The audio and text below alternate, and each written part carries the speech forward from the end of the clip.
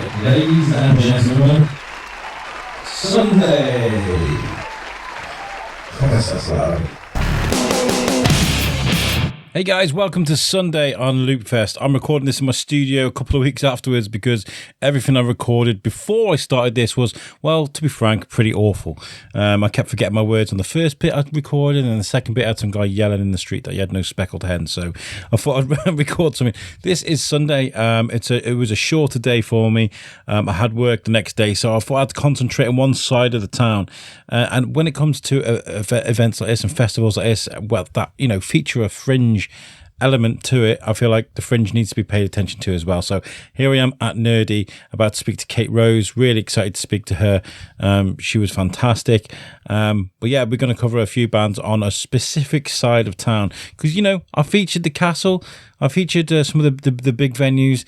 Let's stick to one side of town. So we're going to be doing Nerdy, the College, and Morris Hall. So yeah, this is Sunday, guys, at Loopfest 2025. Let's go.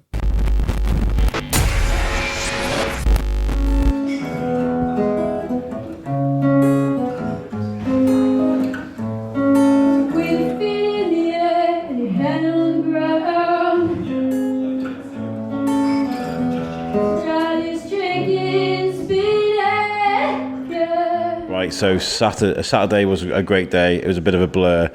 They started off with it as an anxious mess, and then I got liberated by the Mighty Vipers, which was really cool. I did some really cool interviews. I went home, had some dinner with the family, because that was one thing I said to my son, don't worry, I'll be home for dinner. So I did. And then I came out, had a few ciders, and had one of the best times, honestly. It was so good. And today I'm starting off with one of the fringe events, because when it comes to a festival like this, I think the fringe of any festival deserves attention. So I'm starting at the Nerdy today, and I'm speaking to Kate Rose. All right? Hi, I'm good. How are you? I'm good. You're a roaming tech engineer today, so you're looking after people's sound, which is not an easy job, right? I mean, it's not easy, but it is very, very rewarding. And the good thing about being a roaming tech rather than static, is that you just get to meet so many new people, which is really enjoyable. That's one thing I got out of this festival. Like, yes, I spoke to the scribes who I spoke to last year because we created a nice friendship. It's quite nice, and they were rapping about the biscuit and stuff. It was really cool. But I also met loads of new people, and that's what this event is. It's a networking event, right? I mean, I think that is like a huge part of it, because I started with Loopfest 4 years ago. And at the time I'd been gigging a year, but very much around the same venues, and it really opened up my network, especially seeing like all the college kids going around and having that experience is just amazing. Yeah. Did it make you think, I'm going to get up there and I'm going to do it more? Did it inspire you to get out there and perform more? I perform a fair bit already, so I sometimes think, can I perform anymore? But I did get 3 paid gigs off the back of the first event I did, so I think it's kind of inspired me to be more professional and look at like my business model and my prices and stuff like that, which I didn't really think about before. Really cool. And I talked a lot about yesterday about how you got some of the bigger, more established acts with the younger coming through acts, all sort of playing, I say on the same stage as a broader term, like it's a festival, like they're kind of mingling together, they're going to watch each other's sets and stuff. There's inspiration everywhere for music and for writers, isn't there? Yeah, definitely, yeah. I think there is, inspiration everywhere, as you said. For me, hearing all the different artists, because Loopfest is so diverse. We have our folk venues, then you can go straight down and like see the dub pistols. It's like you get influenced by so many different people's sounds, and I think for the techies, it's really enjoyable to learn how to mix different sounds and work with different artists. It's a good point actually, because Die Twice were struggling with the echo at St Mary's yesterday, but last night the Scribes, I think they used that sound to their advantage. So it must be difficult for every venue, because every venue's got its own little atmosphere, hasn't it? Yeah, like you've definitely got to cater to the venue, and I think in a way that's the beauty of live music. It's the challenge that you just don't get in the studio. So being able to go to so many different venues and being able to do so many different setups is just really rewarding and really good experience as well. And you're at Nerdy today, which unfortunately is closing very soon. I'm very sad about that. I was just talking about how me and my son have had some really great afternoons here, but and although Nerdy is going, and that's really sad, do you think Loopfest helps local businesses sort of thrive on this weekend? I mean, yeah. Even with the first year, I think it was 1,000 people footfall-wise, and when I looked online, I could see we'd sold 1,000 tickets, and people are coming up to the box office at the castle every day and buying. And it's partly that we have other venues, so those businesses that are a venue this year are benefiting. But even like the little like tourist shops, coffee shops, that kind of place, people, get fascinated by things, want to go grab food. It's good for everyone all around because it brings people in that aren't from Shrewsbury, so they get fascinated in so much more than the music. They get into the town's culture itself, and with quite a rich culture in Shrewsbury, I'm lucky to say, yeah. I always say there's something in Seven because there's lots of artistry in town, where it's like musicians, whether it's artists, whether it's photographers or something. There's always something creative going on in this town, isn't there? It's quite cool. It is, yeah. Like I didn't really realise how lucky I was until I started like going off to uni and that sort of place, and I just realised that everything I needed in terms of experience, or not full stop, but to start, was here. And there's people that are out there in different towns and cities and are creatives and are struggling to get experience or having to kind of find their own niche. We're very lucky in Shrewsbury to have such kind of a big canvas to paint on. Oh, that's a really poetic way of putting it, that canvas to paint on. Because, I over the years and years, I can probably say that now with the biscuit, I've interviewed so many people that have started off in Shropshire, moved away, lived a bit of their life in the big city or whatever, and then eventually come back to Shropshire because it's the Shire, it's what we're used to, And I guess it must be hard to stand out in the bigger cities. I mean, we were speaking to the Cheap Thrills last night, and they were from Liverpool, but they've just come off on a European tour. So they come from I think it was the Netherlands, straight to Shrewsbury. And I was like, how's Shrewsbury? And they were absolutely blown away by what the town looks like. It's cool. I think people have underestimated Shrewsbury so much over the years. It's an amazing town. I think maybe people see it as tucked away, but it's not. It's so vibrant when you get here. Even, obviously, Loopfest is an incredible event, but it isn't just music for Loopfest. It's all year round. I'm lucky enough to say I could go to an open mic night every night if I wanted to, and when I say that to people that aren't in Shrewsbury, they're always so surprised that Shrewsbury has that, and yeah, we do. Don't underestimate how great this town is. Yeah, we just did a great show at the theatre. We're talking about some of the big acts that actually do come to Theatre 7 and how we're lucky. We're quite rich in culture. You're right. I'm going to enjoy your set today. I'm going to sit through it. I say sit through it. I'm going to enjoy it. I'm really looking forward to listening to your music. Have you written anything specially just for this weekend? Are these some of the old classics you're bringing out? What's your set look like today? I mean, for me, this isn't just about me playing a gig. It's a send-off for a venue that has done so much for me. And working for an event that means so much to me. So I'm pulling out all the party classics. I do often do originals, but you know what? Today is a party. I want people to be up there having fun. If you want to get out your seat, get out your seat. Today is about giving like a celebration, a send-off, and obviously it's the last day of Loopfest for this year. So the send-off, as I said, of Nerdy. So that's kind of, we want a strong finish. That's what we want. Really good. And after this, are you going to go straight back into doing some work with Loopfest? Have you got some jobs done today with the engineering? Yeah, it doesn't stop. I'm going next door to the King's Head after this, which is an amazing venue. I actually played my first ever gig there, so it's very nostalgic every time I go back there.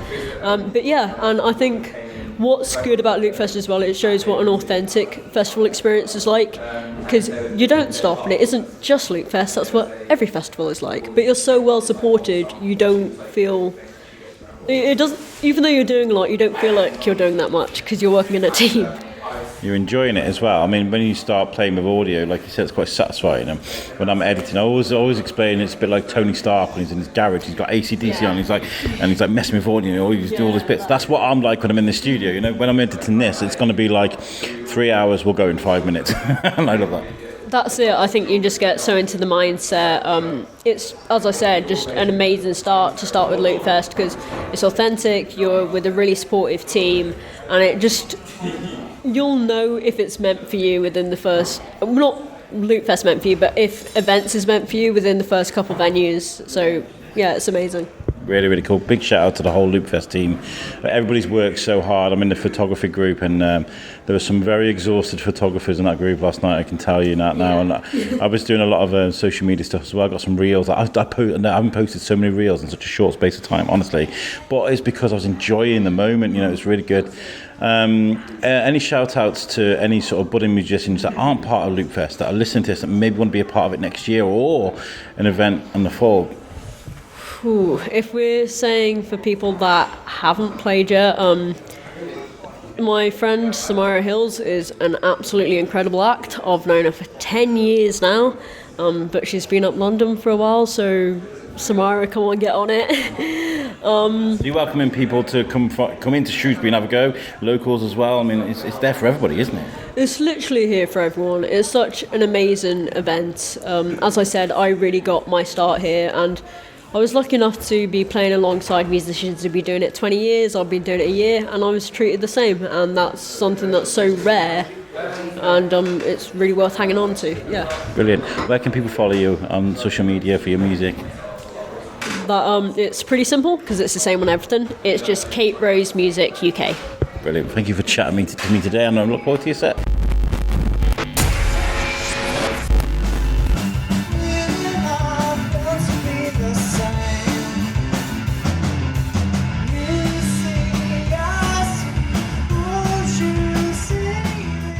That was Rose. I'm Alex. I'm from the Shrewsbury Biscuit podcast. Do you want to introduce yourselves individually? Well, my name's Elliot. I'm the guitarist and singer. My name's Dan. I play drums. I'm Cody. I'm the bass player. Rose, how long have you guys been playing for then? How long have you been? It's about a year and a half now. Yeah. I think we met at college, at Shrewsbury College, and Cody moved down up from London. Yeah. And me and Dan have already been here, so we formed the band in college around a year and a half ago, and we've been gigging around Shrewsbury since. They're the best kind of bands that start off in college and create those bonds that maybe last for a lifetime. You know what I mean? I've spoken to bands yesterday that formed in college and school. I think the Cheap Thrills, they've been going for 15 years from college, from school. You know, when you guys come together, does it feel like I don't know, like natural, like breathing for you guys to play music together? How's that feel? I would say so. I think we connect quite well together on stage. I mean, yeah, we all like quite varied. We have varied tastes in music, but I feel like when we come together to write original songs, you know, it works well. So that's really good, because it's good to be different, but also, you know, if you can fit those into your creative talents and you know, writing original music, that's really good. How did you find that Loopfest? Did you enjoy it? That was really, it was really fun. I love the stage, I love the setup. It was really fun. It's Were you guys about yesterday? Did you guys get to go around the festival? No, unfortunately not. I was busy with uni, with music, setting up that. Brilliant. So you guys are local then, Shrewsbury? Are you touring anywhere? Are you doing anything in Shrewsbury locally with music? At the moment, no. We've all in that uni stage of our lives. And academics come first, right? Sort of finishing up now with the whole band thing. Unfortunately, we might be going our own ways, but musically. So, like going to different unis and stuff. So, Loopfest was fun because this could be our last send-off as well. Oh, brilliant. But as individual artists, I suppose, this gives you a bit of experience, so when you go on, you can evolve. Are you guys doing music in university? Yeah, all three of us going to do music in different places. So, Cody's going Nottingham, I'm going Liverpool, and Dan's going to Birmingham. Brilliant. Well, it's been great to chat to you guys. I really enjoyed your set, genuinely. It was really good. So I hope you enjoy the festival. Go out there and enjoy the music. Lovely, thank you. Cheers. Thanks.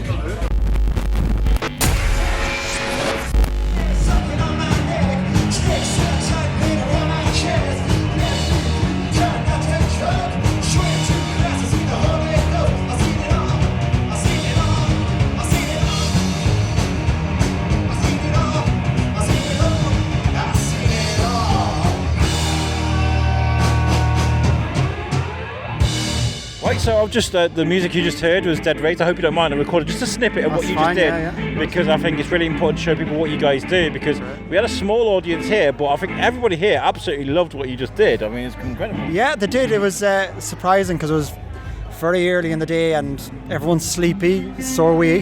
And we had a couple of gigs over the weekend, and then just more and more people came in, and we loved it. It's nice to see communities, and there's family members, all like kids and everything, which is great. I had to watch my swears and my language on stage, but it was great. Really loved it, and hope to be back. Brilliant. First of all, start with your names. What's your name? Ollie Fontaine, drummer. Ollie Fontaine. I'm Matthew Caw. No one can pronounce my surname, but it's all right. It's right. Where have you guys come from today? Liverpool. Liverpool. Yeah. Another one from Liverpool. That's the third one this weekend I've interviewed from Liverpool. That's incredible. Is it? Yeah. Which one? You said Cheap Thrills and... Cheap Thrills, and there was the double A's, I think they're called. All right, I don't know. I mean, we just played a festival in Liverpool over the weekend, and the amount of bands is just... I think Liverpool's empty. They're all in Shrewsbury. Yeah, I hope so. It was good to see a young band on as well before us. They called Rose. Rose, yeah. Yeah, I really interviewed cool. them. I was like, "Are you looking forward to a long, illustrious career as a band?" They were like, "No, we're breaking up actually because we're going to university." So I mean, they'll form other bands. I take everything I've just said back. It's really sad to see a young band starting out giving up. It's incredible. It's better to burn out than to fade away.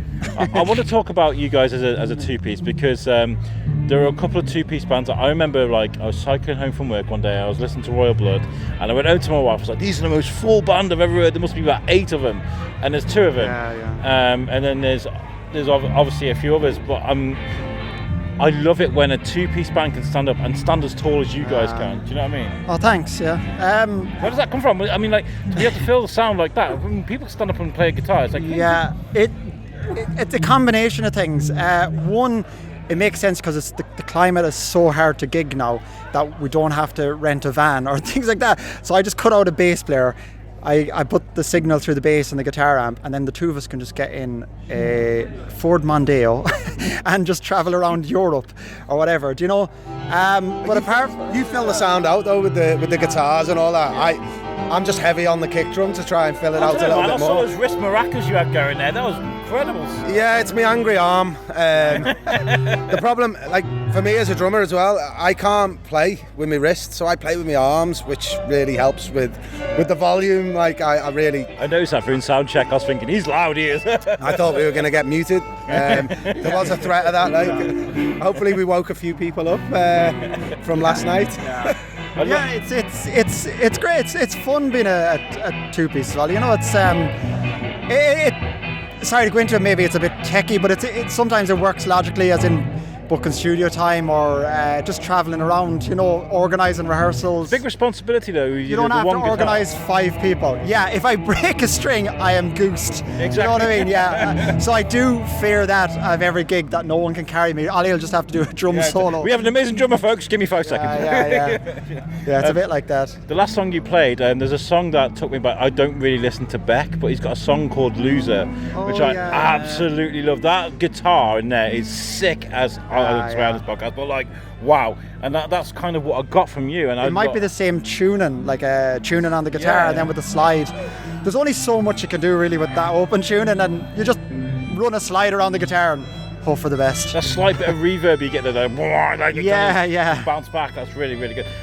So how long have you guys been performing together? Well, we were in a previous band called Sheepy, which was kind of like a quirky, kind of punky, poppy, rock. Wonky pop. Yeah, you can check it online. Sheepy, not like the female, urinating device, but SHEEPY. But we played in Shrewsbury a couple of times. But then I all these songs together. I like punk, I like blues, and I mixed it together. And then I asked Ollie, did he want to we just started naturally jamming because we knew each other, and it just came about. Yeah, so the short story is it's been about 2.5 years. 2.5 years of gigging. Yeah. I love how we keep it long for the podcast.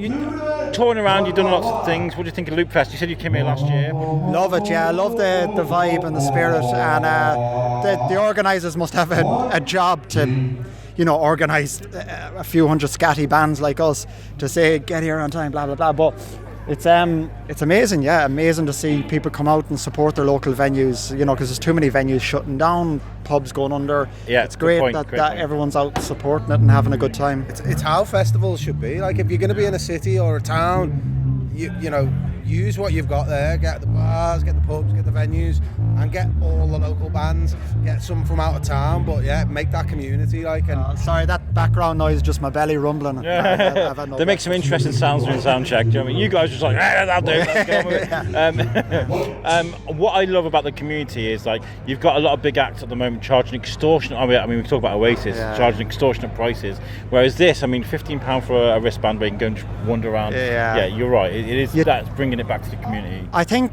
the organisers, if you trust the organisers to book quality bands, you know, and the promoters, and then you just take a punt on it, you know, paying your 15 quid and just go around and see what you see. Yeah. You'll be surprised at and how many bands we've played with so many bands as well through the years, and you don't know who's going to blow up or whatever, do you know? Exactly. So it's you know, take a chance and discover some new bands. Well, I think it's all about the music as well. I mean, I spoke with the Salopian mixtape, and I spoke about with Trademark Blood as well, the Shropshire Music Awards, about local music becoming part of my regular playlist in my car. You know, I was talking about Chase in August, Lack of Afro I saw at Albert Shed. There's a few other local bands, and even this weekend I've learned you guys are now on my permanent playlist for sure, because I love your Sick Sound. Thanks. The Cheap Thrills. It's about the music. What do you love? Yeah? Get it in your playlist. Definitely. Just go through the list of the bands, just check out. Listen to a couple of songs. I mean, I think these days it's harder for some people to get into bands because, you know, you didn't take a chance on a CD or an album and then play it repeatedly. Now it's like, a band needs to grab you in the first 30 seconds or they might skip on to the next band, and that's unfortunate, but yeah, give them a chance. You know? One of my guilty things is that when I went out and bought Comfort and Sound by Feeder, I was like, what is this shit? Like when I first heard it, but I listened to it over and over again, and now it's one of my favourite albums of all times because it's got a bit of everything on it. You know what I mean? It's funny how music that you hated years ago, and then you turn it on years later and you love it. You know? It's mad, isn't it? Yeah. Our musical tastes change. I was just saying that I couldn't stand Bon Iver like a few years ago. I just couldn't listen to it. It hurt my ears, and I put on his new album and I really liked it, and I was like, there you are. I always talk about Slipknot because I used to hate Slipknot during school. I don't know what it was, but I don't know what it was. It found me at a perfect time. I had duality because I used to do a radio show. When you wanted to tear out your eyes. Well, no, I used to pre-listen to my playlist before I did the radio, just make sure the songs were okay. Yeah. And this song caught me at the right moment, and I remember listening to Duality, just crying, really hard crying in the car, because it caught me at the right time in my life. And that's mad. I didn't like the band before, now I love them. I think what you say with tastes changing and all that, it's so true. Like, I couldn't stand jazz growing up as a kid, and my dad used to play it all the time, driving us to school, blasting jazz out the window, and we were so embarrassed. And then I think as you grow older and your taste starts to change, or you know, you get into music, you start to appreciate everything that goes on in that music, like, and you know, the drumming, or like Miles Davis, how cool Miles Davis was, and Coltrane, all that kind of stuff. It's just unbelievable. Like, so your tastes do change. Well, when you learn the links between sort of the blues, jazz, hip hop, rock, where that all comes from, and how people kind of pinch a little bit from each other, you know, that's really good. That's the evolution of music, you know. Definitely. I mean, our music is definitely rooted in, you know, old blues. I love old blues, and that's where I learned slide guitar and things like that. And then it's just a mixer with like an avalanche of distortion, really. But yeah, I mean, rock and roll sort of comes from the blues, and then what rock and roll was when the parents were burning it and giving out to their to their children, you know, that was the same as Slipknot and things like that. That some people class that as modern age rock and roll as well. It's all linked. It's just guitars and saying what you say. I think that's our cue to sign off for this. Where can people find you? Follow your music. Drummers. Hey. Noisy drumming. So it's Dead Rays, R-A-Z-E, because some people might spell different. Dead Rays. You know, Spotify, Instagram, Bandcamp if you want to buy something. We've got a website we're just going to launch this week as well. Just please get in touch. We'd love to hear from you and stay in touch. Thank you. Thanks for chatting to me, guys. Cheers, appreciate that. Thank you so much.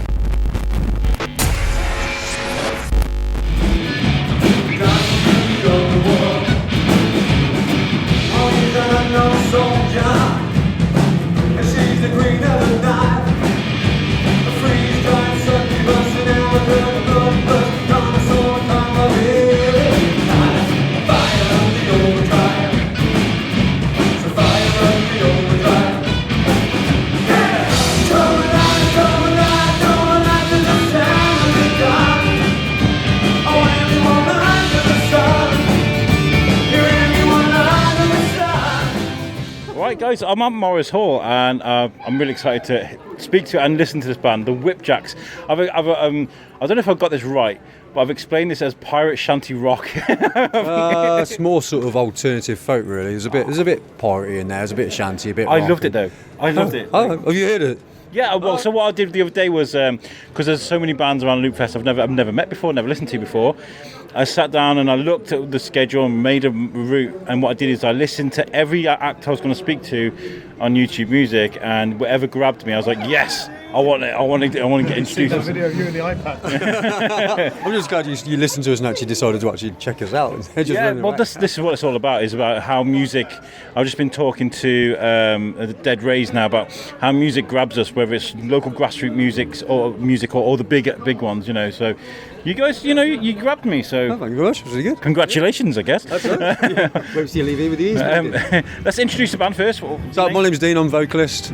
I'm Tim, I'm the drummer. I will play bass. Chris lead guitar. Aaron, mandolin and guitar. Brilliant. And where do you guys begin? Where does it start for you guys? As in where we live, or the band. I mean, we can go there if you like. We've got some. We're from Worcester, really, and we've been together for quite a while. Lineup's changed. This is probably the most stable we've had it for a long time. It's really working for us. Nice and stable. Yeah, it's just we're all getting on in years a bit, and just do it for fun, really. But we have a great time. So. And I think those are the best kind of bands. I listened to Post yesterday with Nev Street, and they were talking about how they make music for themselves. They don't do it for the fame or the money. It's about you guys have got a skill set. And will be a real shame to let it go, right? It will be, yeah. And to be honest, like you said, we definitely don't do it for the fame or the money. It's literally just to get away from the house for a few hours and just have a great time, meet great people, listen to great music, and make a bit of a mark on the world if we can, really. Is this your guys' first time at Loopfest? Have you been? No, we did play last year at is it Old Post Office? The Old Post Office. Yeah, we played there last year. It's absolutely brilliant. Asked back this year, so. Yeah, and as a concept, it's quite cool, isn't it? How they use the smaller venues for grassroots music. I think it's really important. Yeah, they do a similar one in Worcester, which is really good, Worcester Music Festival. But this one's, I'll be honest, way better organised, just better throughout. I think Jimmy, I'd love to hear that. I mean, yeah, I have told him. So. You managed to catch Jimmy? I messaged him on WhatsApp. I don't actually know what he looks like. I don't know if I've met him. I've just spoken to him a few times. I was at the college yesterday, and someone was like, "Do you know where Jimmy is? I'd like to meet Jimmy." I was like. I saw him at the end of his set yesterday at the Mighty Vipers, and he was gone. We've noticed that. So to explain to listeners, I mean, if you don't mind, I'll record a snippet of your music just to fade it into this interview. Where did it come from? Like, this is the music you decided to do? Because you could have done any genre. So I think really what happened is the original band was me and Tim and some other guys, Tim, Dan, and another Tim. So we had 3 Tims in the band. And we just decided that I really like flogging Molly, and Tim liked flogging Molly, so we thought we'd do something similar, and started off playing sort of pirates, the shanty covers, and from there it's just sort of gone in our own direction, really. So we're not as sort of pirate, shanty, punk and folk as we used to be. We've got a lot more influences from different people. A little bit of evolution with it, over the years. Yeah, you got to go with new people into the band, and it's sort of everyone's brought their own little bit of a flavour, and it's just changed to what it is now. And that's how bands evolve, isn't it? You take a little bit of this and a little bit of that, and you put it together to create your own little sound, and that's fantastic. And I mean, are you recording anything new? Have you just recorded anything new? What's we were actually talking about it yesterday, weren't we? Yeah, we need to get it recorded, don't we? I think the last EP was 2-3 years ago. Yeah, it's about that. But we've got more songs in the bag that we need to get recorded now. But obviously our back catalogue's available. Listen on Spotify or buy from Amazon Music. So go there. And like you would talk about YouTube Music. That's how I listen to you guys. Spotify, YouTube, the world now. There's so much going on. How do you guys stay sort of stand out and stuff? Because it's really hard, but you do. I didn't know we did, if I'm honest. I don't know. We've done a couple of videos we've done ourselves, filmed them and sort of edited them ourselves. We don't invest a lot of money into it because obviously we don't make a lot of money, so we just sort of do what we can with ourselves, really. So it's very much definitely unsigned and sort of homemade sort of stuff. So we just try and just push to get out there, really. What would you say to all the other guys that are the dads out there that don't play anymore, they wish they could, they want to be in a band, maybe want to be a part of a festival? What advice would you give them? The best thing to do is find someone to speak to and just keep bugging them constantly. I thought you were going to say find someone to speak to and get help. I mean, oh yeah. There are groups out there for you. I think that Frank Turner wrote really good books to Try This at Home, where he talks about just getting out there and doing it, and that's great. Just get out and do it. There's you just don't know what you're going to get, and every single gig we play has been an experience for different reasons, and it's just great, isn't it? We love it, so just keep doing it. Brilliant. Well, thank you for chatting to me, guys. No worries, thanks. Where can people find you on social media and stuff? So go to www.whipjacks.com. We're also on Facebook. If you just search Whipjacks, you'll find us, or Whipjacks into Google. We'll bring everything up as well. Brilliant. Well, have a great set, guys, and thanks for chatting to me. No worries. Thanks, man. Right, we're going to finish off with the last band of the festival for me. But I think it's a great way to finish it, and that's with the Shrewsbury Rovers. Josh Lobley's been on the show before. I've been talking about you actually all fair. I was like, oh, Josh comes round and plays his guitar on the podcast. It's great. I use his music for the podcast because it's great music. But this is a podcast first because we've got the Shrewsbury Rovers together. Hello. Hey, look at that. Men. Loopfest, you guys have been making a name for yourselves on the circuit. I say the circuit as a broad terms because you guys have been out playing lots of people know who you are. Yeah, I think so, and hopefully for the right reasons. Who are we? I don't know. Yeah, people are sort of starting to come up to us. We've been wandering around town today, had a couple of beers, and just people keep stopping us. We don't know them, but they know us, and which is quite nice, really. So I said to Jimmy, he's like, do you want to do your Loopfest? I was like, a Shirish Rover's going to be there, and I was like, I'm not doing it unless they're there. Yeah, the whole weekend depended on just us, didn't it? Yeah, exactly. Totally. In fact, this whole festival would probably collapse without us playing. And, I think so. Of course, yeah. What is gravity? Maybe. What is gravity? Yeah. How's the year been? I mean, we spoke briefly about the Shirish Rovers when you came on the podcast, but I think it's great to expand on that now. Your year, what's it been like?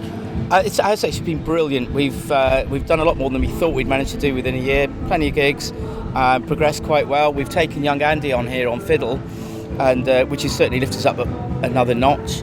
Add a bit of class as well to the. He's actually the only one who is. We've finally got a looker in the band now, haven't we? I just sweep up and make the tea, What's it like being part of the Shirish Rovers? I mean, it's great. I mean, it's my first band actually. I've done a lot of traditional Irish session stuff around the place, but yeah, it's my first proper band. So it's they've really welcomed me in. They didn't want me to be a part of the band, but no, I'm joking. It's been fun. Well, he stalked us basically. I did. Yeah, I came up to them and said, "Do you want a fiddle player?" And they said yes, and it's been fantastic. Yeah, couldn't have asked for a nicer group of lads to. We just finished at Farmer Phil's, and he came up. It's like you're okay, and you're a bit shit, really. But you're a bit poor, really, but you'd be much better with me on fiddle. He said so.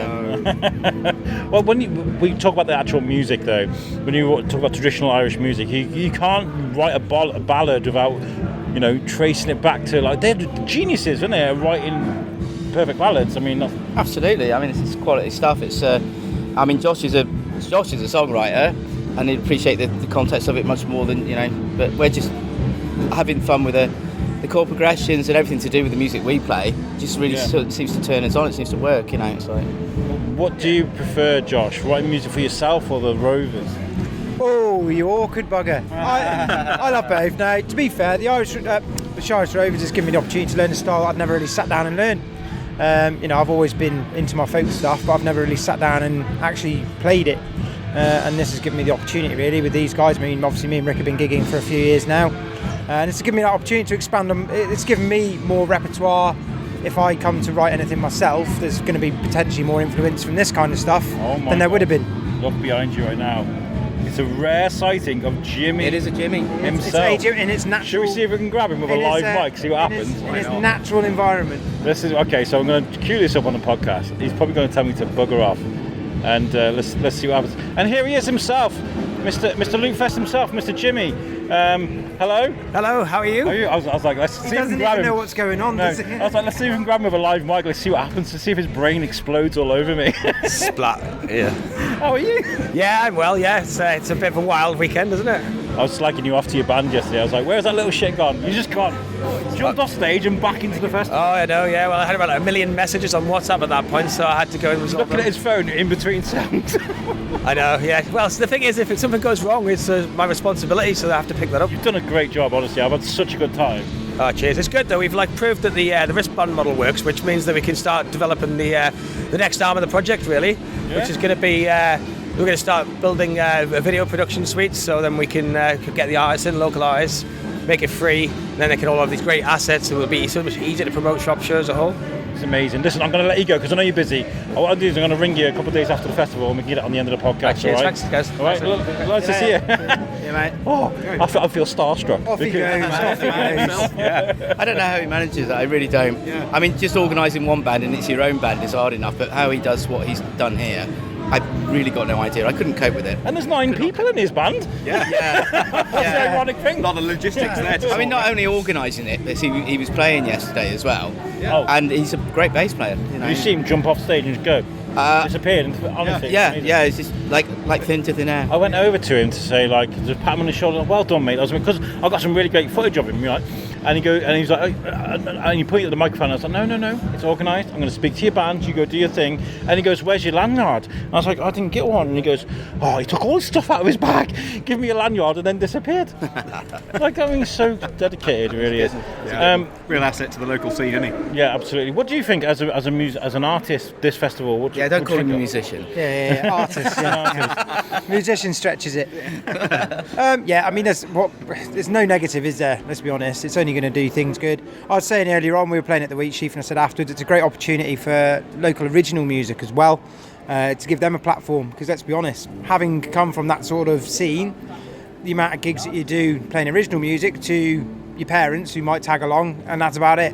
And I think because it's Loopfest, a lot of people are willing to make the effort. They come out and see you, and if you're playing some original music, you're more likely to hit a bigger platform than you might do on a typical weekend. And I think you do a lot of networking from events like this? Not so much recently. I probably should at some point, but not so much recently because we've been focusing a lot of energy into the Rovers when we can. I'm happy to do that at this stage, but and it's nothing but positivity, is it? Because it's not just local bands, there's bands from all over the country that have come over. I mean, I was chatting to people, some band from Watford had come up, someone from Birmingham, Southwest, Exeter. We've got 3 from Liverpool. That's what I mean. So it's not only a platform for local musicians, it's for bands elsewhere to come and sort of stamp their mark on the scene as well. I was going to say, I think the ethos as well with Albert Shed is that where they can, there's original artists playing. So and I've always played in covers bands. I once had a band where we were writing our own stuff, and at the end of it I just found it difficult to get gigs, and there weren't many places that were willing to put somebody on if it wasn't play something we know kind of thing. Play Mr. Brightside. Yeah, exactly. Yeah. But now with say like Jimmy and everybody sort of thinking about Alberts and that, they want original material in there, which is great, They still let us play though. Yeah, they still let us play, yeah. Do you think musical palettes have changed, though, over the last sort of 10 years? We've kind of said goodbye to the noughties indie stuff. Now it's coming back a bit, I just saw pictures of Feeder that filled out a festival. There are things changing now with music. I think maybe we're realising we let go of that a little bit too soon, so we're kind of bringing older things back. I cannot wait for a rock revival. There's got to be one. I mean, I really, I just really miss some heavy stuff, and it's like good old thrash, not thrash so much, but good old classic rock bands. Well, I think I'd love that to come back round again. Without getting too deep into it, the geopolitical state of the world right now, there's got to be some sort of punky type. Yeah, I was about to say, it's going to be a good time for counterculture, isn't it? I was saying, I think, I think just as society, I think we need a new punk era, something just to come and mess things up a bit and just sort of say bollocks to it all, you know what I mean? I think that's sometimes what you need in the music. And let's be honest, when the Sex Pistols did it back in the 60s, 70s, 70s, but I remember the Sex Pistols being on the telly, because I'm older than these two guys, and they were doing thank you, they were doing Pretty Vacant, and my dad was sitting watching the telly and he was purple with rage, and I thought, this is it, this is a generational split I'm after. So it's like, punk, I was a punk then, I just thought, that's the way I love fast and heavy kind of music, and with music with attitude as well. And although people think about Irish folk or whatever, and they think, well, okay, that's a bit soft, but I'd like to think that we try and do it in some kind of style, I remember during the Black Lives Matter stuff during the pandemic, it was Run the Jewels that kind of really opened up that kind of no, this is how it should, that Run the Jewels 4th album for me. I mean, my music is so diverse that it goes in those places. Do you know what I mean? You're right. I think there was a quote from Trump today saying, well, maybe the kids will have to have 2 dolls instead of 30 because of the state of the economy in America. Now that is like a plug. That is like dynamite. That's a fuse. Asking for a revolution, isn't it? Really? Is it? That's literally like let them eat cake. That's where that. Yeah. And I think, like I said, musically, I think music plays such an important part in that as well. Look at the music that came out the Troubles in Ireland. Well, exactly, and that's where a lot of the stuff we play stems from. Exactly. Horrible time, but a lot of creativity. People are moved by it. People come up with amazing stuff. The Mighty Vipers yesterday, they were like, this is a song about when you marry an old dude, a rich old dude, and push him down the stairs. And then they broke into this really happy song, and I love that, like where you can take songs about tragedy and then just add something really fun. If you ever listen to a lot of trad folk, though, let's be honest, it's a lot about incest, murder, families killing each other, and it's actually done to quite a nice melodic little tune. Yeah. I was listening to a lovely ditty the other day, lovely, wonderful tune in D major or something, and then I listened to the lyrics, and it was about 2 women dying of plague in a hill. I was like, oh God, that's awful. The meadows were grey. They died of You got your drum. Oh dear. You got a drum. I got a drum. Hey. Yeah, nice. We're a proper band now. Right, listen, what are you guys doing this year? Are you touring much? Is this it now for the year? Or... No, we've got a busy couple of months coming up all over sort of town and over Shrewsbury. Too many to list right now, we're at Shrewsbury Food Festival. Next week we're at Meadowfest in Lee Botwood. We're at Farmer Phil's in August, so we're at Food Festival, so we're here, there and everywhere. And then in between all that, we've got some weddings, we've got some local pub gigs, so it's a busy summer for us coming up, and I think we've actually had a bit of a discussion collectively and said I don't think we can actually take much more on, really. I think gig-wise for the next 3 months at least we are kind of set, which is good, which is what we want. So have you done many shows yet with these guys? Was it what you expected? Was it so much better? Like really? I've just missed the kind of Friday night, give it to him kind of thing, because I stand on a table and exactly, because I love a lovely. don't remind me of that table. Is that a sore spot? All I'll say is anyone who was at the Cromwell gig about just over a year ago, probably would. Rick decided to. This is when we were a duo doing an outdoor unplugged gig at Garden of Cromwell's. Rick decides to do a mandolin solo on a table, and said table descends to break. If you go onto YouTube, it's on there somewhere, and it's very funny.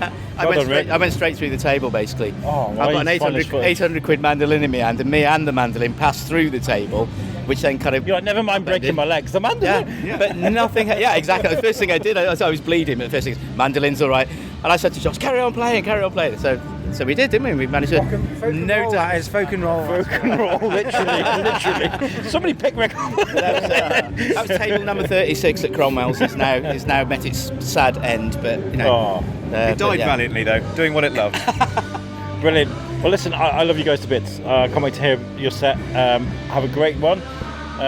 You've got something coming out soon, haven't you? So solo stuff, I think we've said, hopefully I'm working on an album, which is Away from the Rovers, but solo album, so that will be out at some point. But come on the biscuit, bring your guitar. Do you do anything solo, or just the Rovers? No, I don't. I'm not really kind of talented enough to do anything by myself, really. So I just tag on to people who put up with me. Yeah. And as a fiddler, do you get about? He can't answer that legally. I just hang around in pubs and see what happens. Oh shit! I just realised what I said. Oh my god! I'll cut that bit out. As a fiddle player. Oh my god! So do you collaborate with other people? I do a lot of traditional Irish sessions. So just very impromptu, very chilled things. Just turn up in a pub with your instruments, see what happens. That's my kind of thing. Brilliant. Thanks so much for chatting to me, guys. Thank you. Enjoy your gigs. Take care. Happy days. And that was the end of the festival for me at that time. I got summoned home. My wife wasn't very well. And I had a really tight schedule anyway, because I was working early in the morning. Everything that I did Loopfest was planned by the hour. I sat a couple of days before. I contacted pretty much everyone I interviewed, and I booked them all in time slots, so I knew exactly where I was going to be. And then my wife rang me. She was like, I need help with this boy. I've got to come home. So I did, right? And so I didn't get to record any of the Shirish Rovers sets. Now, I've watched the Shirish Rovers before. They're fantastic. But as you just heard, they're all over Shropshire and further. Well, you can go and see the Shirish Rovers, and I encourage you to do that. If you don't get out much in Shrewsbury and listen to the local bands, I think Loopfest was a great calling card to those bands. It's a great opportunity to introduce yourself to some of the local culture that we've got. I mean, I've talked a lot about, since I've started doing this podcast, since I started interviewing local bands, I've incorporated a lot of local music into my normal playlist, and I think that's brilliant. So I'm sorry I didn't get any of the Shirish Rovers set, but go and watch them. Seriously, they're really enjoyable. And I love the kind of conversations we've had during the whole two-part thing. We've talked about how music evolves as we get older. We've talked about how personalities change when we get up on stage. We talk about Dave from the Mighty Vipers, how he becomes this over-exaggerated version of himself. I spoke to bands that just go from the monolithic sort of performers that they are to coming back down to earth. I mean, there must be a huge come down, from being up on that stage, the anxiety of getting it all right in front of all those people, and then all of a sudden it's over. I can just imagine the emotional rug pull that might be. Now, you may be wondering, where's Jimmy? Why is he not on this podcast? Well, this is, about 3 weeks, two weeks after the event, and Jimmy is still packing things. He's still kind of tidying things up. It doesn't just end with the festival ends for us. Jimmy's got to close the festival down. He's still planning for next season, the next festival. There's lots that goes on. So we haven't been able to get our schedules to marry up. I was going to call him and get him on the podcast, but I'm going to plan a proper Loopfest debrief where I get him and a couple of his most trusted people around the table, so we can have a couple of beers, talk about what went right, what went wrong, what's going to change, what's the legacy going to be for Loopfest. We got invited around to a barbecue at Jimmy's, which was really cool. We sat and we drank and we ate and we kind of sort of really shared some great stories about the event. And it was really, really nice. Some of the conversations we had about how positive this event has been received, also about the work that goes into it, some really, really good things to come. So Jimmy, we'll get him on his own feature episode with his team, and we'll debrief it properly. But this is from me to everyone that was involved with Loopfest. You are all heroes for what you've done, for bringing all that you did into the town. Whether you are a photographer, whether you worked behind a bar, whether you were security, a musician, whether you had a venue and you gave your pub or your cafe or your restaurant to this event. Well done to you all. To Jimmy and his family and everyone that was running around Shrewsbury for days on end. Well done. Seriously, I think you should all be really proud of yourself because, we are a town of culture, We talk about the flower show. I know it's not on this year, but for what it's done, it carried the weight of culture for this town for such a long time. It brought people in from all over the country. And we've continued that tradition with lots of really, really cool events. We've got really cool open spaces. We've got the Quarry and the West Mid Showground. And I know that the Loopfest primarily uses smaller venues, and that's what it celebrates. But the options are there to bring that into the town. So anyone that was involved in this, well done. I think you've done amazing things, and long may it continue. I want it to evolve. I'm really excited to see what happens because, we've already seen Loopfest go from a 1-day event to a 2-day event to a 4-day event, like Friday, the Saturday, Sunday, a 3-day event. Sorry. It's changing all the time. So yeah, I think I'm really enthused by it because I love this town and I love the people in it and I love watching how things change. I love going to events. I've just come back from the county show now. I did it in between 2 night shifts. I went yesterday. I popped in, got a couple of hours for interviews and stuff, and then went straight back to work. And I don't do that for money. I don't get paid for it. I do it because I love finding out what's going on. I'm like Jack Skellington. What's this? I'm kind of like, I just like a pig in muck when it comes to this kind of thing. So yeah, I get overexcited when I talk about stuff like this. Can you tell? There's a difference between me being anchored into an interview about finding out facts about things. What is the thing that drives you to like absolutely just spilling my guts out about why I'm passionate about doing these kind of things and why the reasons for it. Right then, I need to talk to you about what's going on. So I'm trying to fill up my schedule between now and November. I want to understand where I'm going to be and when I'm going to be there. So I am rapidly working to fill up my schedule. I've got lots booked in already. I'll put a few campaign-y type posts out on social media like, yo, you want to come on the Shrewsbury Biscuit? And oh my God, so many people have got in touch. It's been brilliant. So there are people that have been on the show before that want to come back on, but also like I found a few new groups on Facebook that are like business networking type things across Shropshire. Introduce myself. Oh my God, the response I got from people that would love to come on the show and talk about what they do. Oh, it's really good. But I've had an idea for doing some really grounded stuff as well. We talk a lot about businesses and what they do, a lot of charities, what they do. I want to talk about like topics. I want to talk about with like experts of that kind of topic in the area. So not necessarily to talk about them and what they do, but like have expert opinions about certain things that we're all thinking about. So, there's going to be a big sort of shift in like sort of balancing things out between, yes, I want to promote businesses, I want to talk about what you do and you're passionate, I want to tell people what's going on in the town. That's what this show is. It's an audio magazine.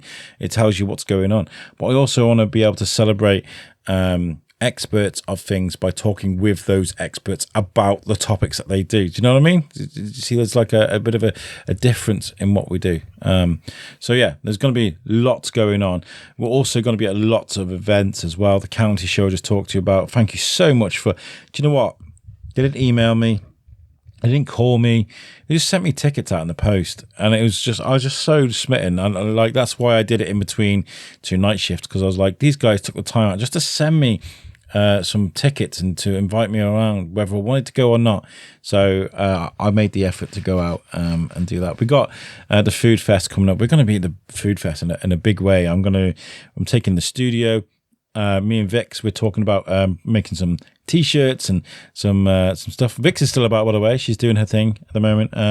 We're taking our time. I haven't recorded a proper podcast in a long time because I've been doing so many events. But with this new schedule, I'm going to have so much cool content for you guys. It's going to be really, really good. Well, anyway, I've whittled on for about 8.5 minutes now because I'm trying to fill up this gap that we're missing from Jimmy. We'll fill it up with a feature episode, don't you worry. Thank you so much to everybody that spoke to me on this episode. It was such a huge task running around the town with a microphone and enjoying live music. Oh my God, it was such a pain. Oh, I loved it. I really did. It's the editing bit that's the hard part. But I've done that now. It's here. I hope you enjoyed it. If this is your first time listening to the podcast, give us a follow on social media. I'm on Facebook, I'm on Instagram, and I'm on TikTok. If you want to come on the show, you can find me on those things, message me, no problem. But if you want to be really official about it, you can email me at shrewsburybiscuitpodcast@gmail.com. And check out our website too. Our website's cool. It's the shrewsburybiscuitpodcast.co.uk, made for us by our friends at Web Orchard. They make good websites if you need one. And we've got everything that you need on there. You can listen to the episodes. You can find out about moi, and you can listen to some of our classic episodes. It's really cool. So anyway, I'm going to go. I hope you enjoyed this one. This has been Loopfest 2025. We'll definitely be involved with what happens next, and I'll catch you on the next episode. Peace out, guys.